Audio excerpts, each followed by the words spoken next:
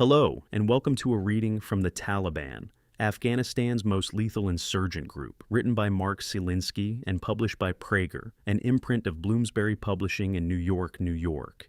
This reading is brought to you by Kensington Security Consulting, where we bring education to national security. Hello, and welcome to a reading from the Taliban, Afghanistan's most lethal insurgent group, written by Mark Silinsky and published by Praeger, an imprint of Bloomsbury Publishing in New York, New York. This reading is brought to you by Kensington Security Consulting, where we bring education to national security. The Taliban builds roots. Afghanistan's government was never strong and was usually tenuous during the reign of President Burhanuddin Rabbani, who held office from June 1992 until 1996. He never had a durable base, lacked charisma, was not a Pashtun, and proved incapable of uniting Afghanistan. Another civil war was underway, and 1 year later, the forces of Mullah Omar entered the fighting.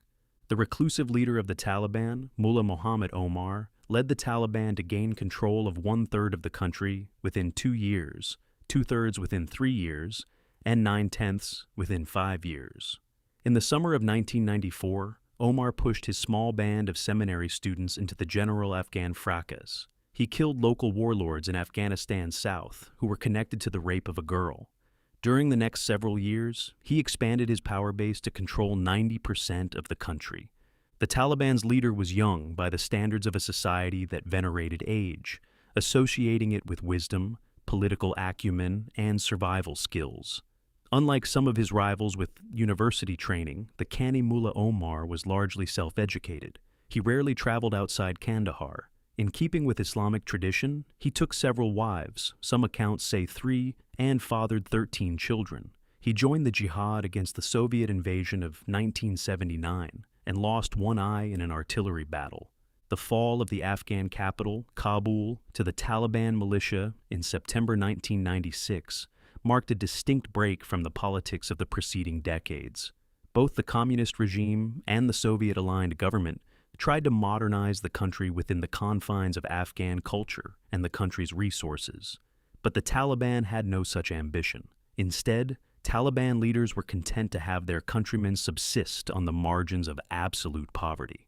While the Taliban's victory ended a protracted civil war, it did not halt all the violence. The Taliban began to mete out their cruelty immediately after they took control in September 1996. They proclaimed Afghanistan to be the Islamic Emirate of Afghanistan and the law of the land to be Sharia.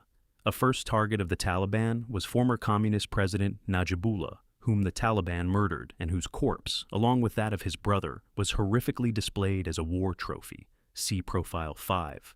In keeping with revenge, or badal, the Taliban settled tribal scores when they seized power. For example, in the spring of 1997, the northern city of Mazar-e-Sharif was contested between the Taliban and non-Pashtun, Uzbek and Hazara civilians. When the Taliban controlled the city, they killed many Uzbeks and Hazaras. Later, when the Taliban lost control of the city, the ethnic groups they had persecuted took revenge on the now weakened Taliban.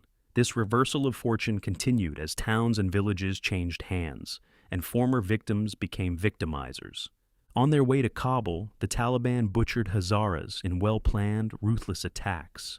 In 1998, Human Rights Watch's Asia Division wrote, "We are talking about the systematic execution of perhaps 2,000 civilians.